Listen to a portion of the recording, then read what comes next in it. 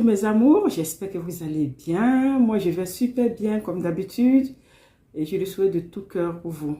Je suis Sylvie Niadro, je suis styliste modéliste et je suis là pour vous apprendre à faire de la couture. Bonne arrivée sur ma chaîne. Avant de commencer, je vous demande de vous abonner. N'oubliez pas d'activer la cloche de notification pour ne rater aucun de mes cours. Lâchez le pouce bleu, ça fait plaisir. Aujourd'hui, nous allons commencer avec un crop top, avec une manche chemisier bouffante. Un haut vraiment très facile à faire, que ce soit au niveau du patron, que ce soit au niveau du montage. Alors, on y va pour notre patron. Nous allons commencer déjà par élever notre buste de base dos et notre buste de base devant numéro 1. Parce que ce modèle se fait avec le buste de base devant numéro 1. Concernant le buste de base, les bustes de base, vous pouvez vous référer au cours sur les bustes de base.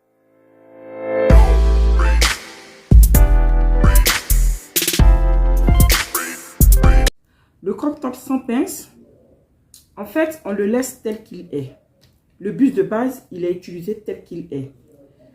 Seulement, nous allons au niveau de la poitrine, nous allons ajouter une valeur au niveau de la poitrine. Et donc, la valeur au niveau de la poitrine et la valeur au niveau de la taille sont les mêmes. Et nous allons remodeler notre encolure. C'est un haut qui se porte légèrement ample, ce n'est pas très ample, ce n'est pas aussi près du corps.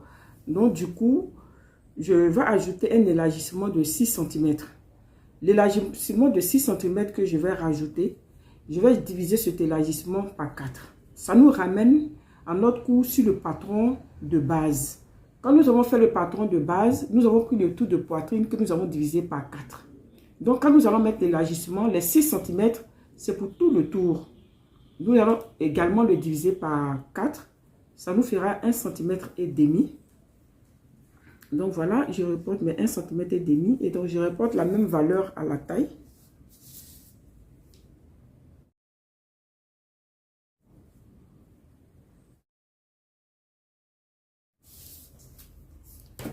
Ensuite, je viens au niveau de la carrure. Quand nous travaillons notre carrure, nous avons fait le tour de carrure divisé par 2 plus 1 cm. Donc, nous avons déjà un élargissement au niveau de la carrure. Pour ce modèle, on n'a pas besoin de plus d'élargissement au niveau de la carrure. Nous allons passer à l'épaule. À l'épaule, nous gardons notre ligne épaule telle qu'elle était. Nous allons mettre donc notre valeur d'encolure. Je vais aller sur 4. Et puis là, je vais descendre sur 2. Je fais un joli arrondi. Ensuite, comme c'est un haut qui comporte une manche, nous allons descendre à partir de la ligne de poitrine de 2,5. Donc, la profondeur de la manchure que nous utilisons dépend de la corpulence de chaque personne. Moins la personne est corpulente et moins on mettra une profondeur très grande. Et plus la personne elle est forte, et plus la profondeur sera beaucoup plus élevée. Mais elle part en général de 2 cm à 4, 5, voire même 6 cm selon le modèle. Et nous allons relier ce point directement à notre ligne épaule, tout en respectant notre point carrure. Voilà. Donc, le dos de notre crop top, il est prêt. Il n'y a pas de couture dans le dos. Nous allons juste prévoir une bride. Nous allons passer au devant. Nous fermons notre pince. Voilà. Et nous posons nos 4 cm au niveau de l'encolure. Je descends de 3 cm. Et je revois l'arrondi de mon encolure. J'ajoute mon élargissement au niveau de la poitrine. Donc j'avais mis 1,5 de l'autre côté. Je fais pareil.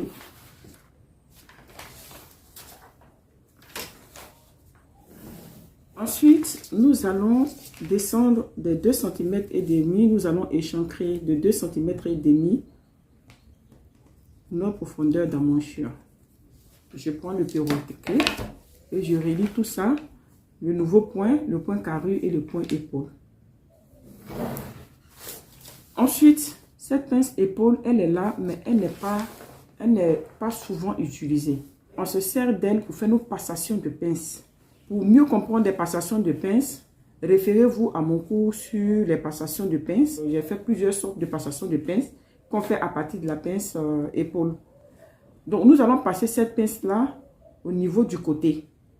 À partir de la poitrine, nous marquons 5 cm. Et nous relions ce point au saillant de poitrine sur la ligne de poitrine. Après, quand nous allons ouvrir cette pince, nous n'allons pas utiliser toute cette pince jusqu'au saillant de poitrine. Nous avons une réserve de 3 à 4 cm. Donc, moi, je vais mettre 3 cm. Nous allons l'ouvrir, mais nous allons la coudre jusqu'à ce point. Nous allons donc passer à la découpe du patron. Et puis, nous allons faire maintenant le patron de la manche. Ensuite, nous allons déposer tout ça sur le tissu et vous montrer comment nous faisons les différentes découpes. Quand vous faites un patron, il faut toujours mettre une ligne droite qui est parallèle au milieu dos et qui va servir de ligne de droite ligne. Au moment de couper le patron, je vais vous expliquer ce que c'est que la droite ligne.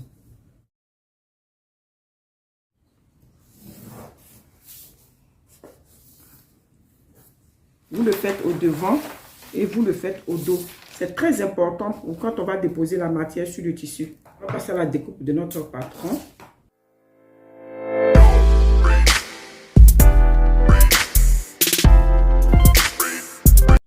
Ensuite, il faudrait enlever la paremonture. La paremonture, en général, c'est entre 5 et 6 cm. Pour faire la paremonture, vous faites comme je suis en train de faire actuellement. À partir de l'encolure, vous mesurez 6 cm ou 5 cm.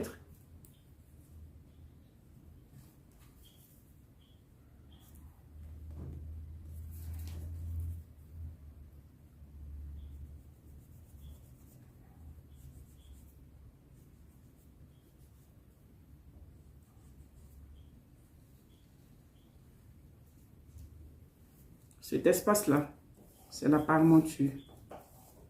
Pour le devant, vous fermez la pince. Nous allons faire la passation de pince. Donc, on ferme la pince. Il faudrait la maintenir, avec une épingle ou un scotch. Nous ouvrons la pince sur le côté. Voilà, et nous avons fait notre passation de pince tranquille sur le côté. Nous formons notre paremonture. Donc, toujours 6 cm.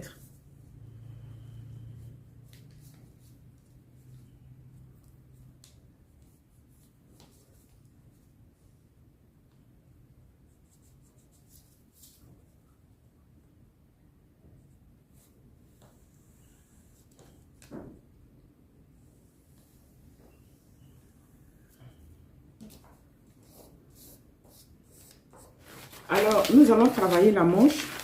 Nous sortons notre manche de base. Nous avons des rectifications à faire. Et vu que c'est une manche qui est bouffante, au bas, la transformation se fera au bas de la manche. Et c'est une manche qui comporte un poignet. Donc, toute la transformation se fera au niveau du bas de la manche. Déjà, il faudra voir la valeur de poignet. Donc, nous ferons 6 cm. Alors, donc ça, ce sera pour le poignet. Nous remontons de 6 cm et donc, la longueur de la manche sera de la tête de manche à la nouvelle ligne que nous avons faite. Nous allons élargir le bas de 12 cm. Sinon, la largeur des franges dépend vraiment de chacun de vous, de comment on ressent notre manche froncée.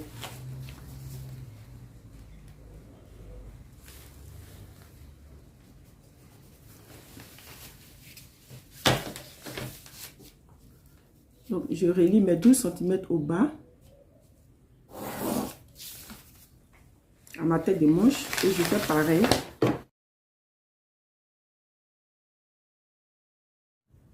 Donc là, nous avons une manche chemisier avec franges. On rajoute la largeur des franges selon nos envies. Vu que c'est une manche froncée au niveau du bas, pour avoir notre effet bouffant, il faudrait que nous puissions descendre d'au moins 4 cm.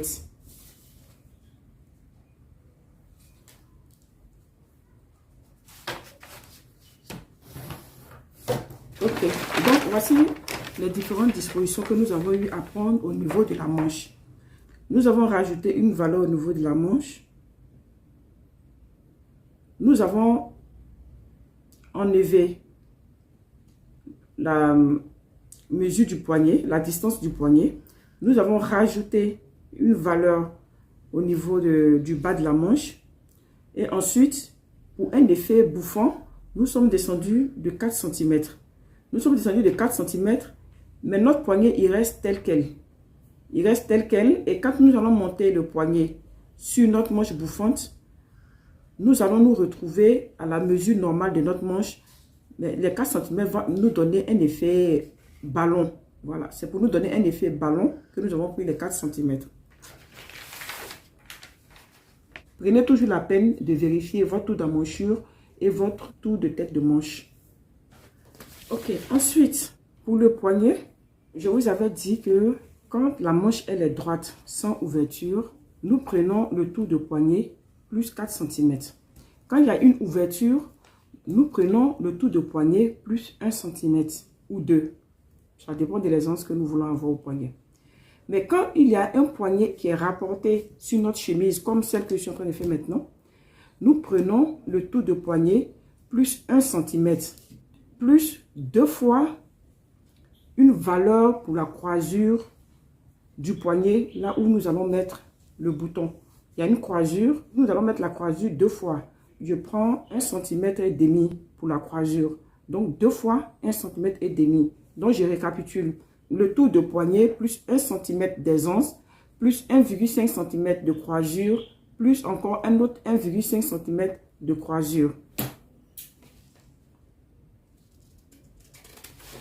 Nous allons couper notre manche.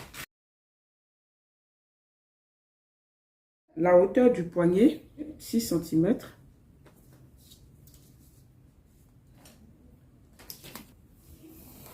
Ok, donc ça nous fait une parallèle à la ligne du bas. Donc nous allons poser le tour de poignet plus les anses souhaitées. Moi je ne mettrai pas des anses parce que la manche elle est bouffante, donc le poignet doit être juste près du corps pour qu'on ressente l'effet bouffant. Plus 2 fois la valeur de la croisure.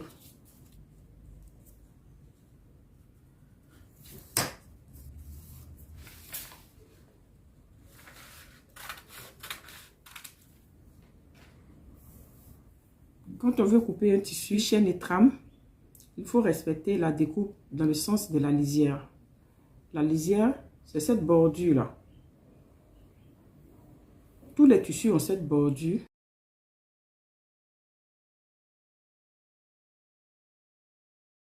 C'est dans le sens de cette bordure qu'on fait nos découpes et c'est le sens chaîne. Donc en général, il faut travailler dans le sens chaîne. Le sens chaîne, c'est le sens qui est parallèle à la lisière.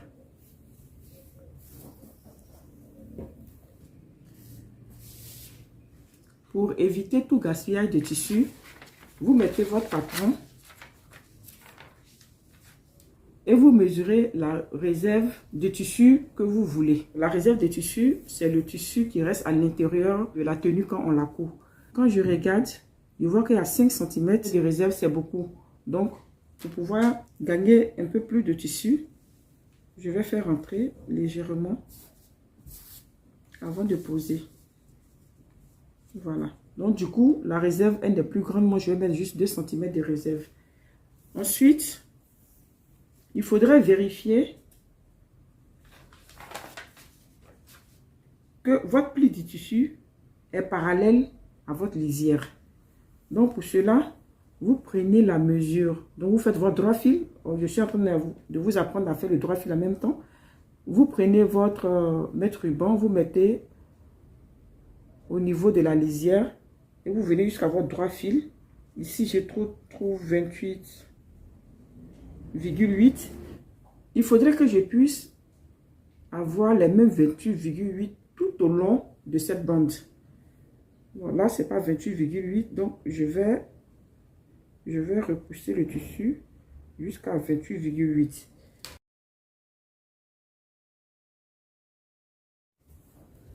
Après avoir fini de faire votre vérification de droit fil, vous posez votre patron.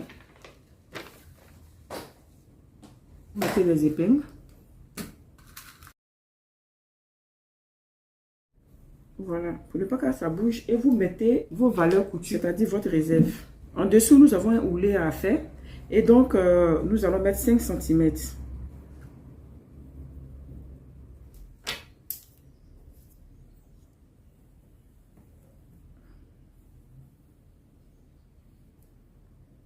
Ensuite, sur les côtés, je vais mettre 2 cm. Donc, vous mettez la valeur que vous désirez, mais autant ne pas mettre trop de réserve parce qu'après, c'est pas esthétique. Ensuite, il faudrait mettre 1 cm au niveau de la manchure, 1 cm au niveau de l'épaule, 1 cm au niveau de l'encolure. Ensuite, vous ressortez votre pince. J'avais dit à 3 cm du saillant de poitrine. Vous mettez un point au milieu. Vous prenez votre règle, vous reliez ce point directement au niveau de l'ouverture de la pince. Ensuite, on peut passer à la découpe de notre tenue.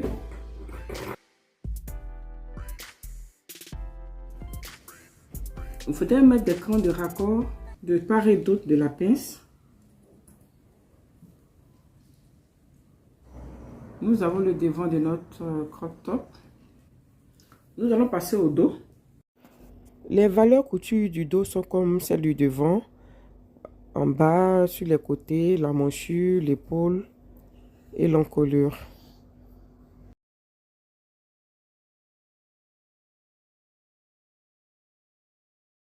Nous allons passer maintenant à la découpe de la manche. C'est pareil, il faut toujours chercher le droit fil. C'est-à-dire que le pli du tissu doit être parallèle à la lisière depuis le début jusqu'à la fin. Voilà, donc après avoir recherché le droit fil, on vient poser notre patron. Le haut, je les ai coupés sans recherche de droit fil parce que déjà, nous étions en pli du tissu. Mais on ne peut pas venir prendre juste un patron et le déposer sur un tissu et le couper. Il faut que le patron soit dans le droit fil. Et pour cela, il faut se référer au droit fil que nous avons fait. Ici, sur la manche, je n'ai pas fait de droit fil parce que je vais utiliser la ligne du milieu manche comme ligne de droit fil. Donc, vous prenez votre ligne de droit fil, vous mesurez jusqu'au bord 9,2 et vous voyez si ça tombe pareil. Ça ne tombe pas pareil. Ici, est un peu plus inclinée. Donc, cette partie est un peu plus inclinée. Donc, on va bloquer la partie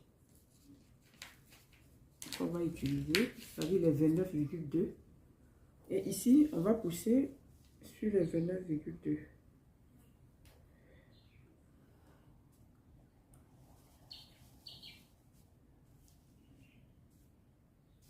Il faut que cette ligne droite soit posée en parallèle à la bordure de votre tissu.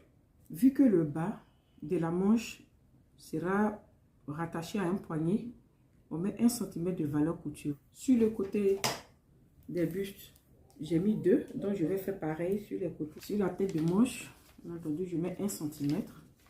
Il faudra mettre un cran de montage au milieu de la tête de manche.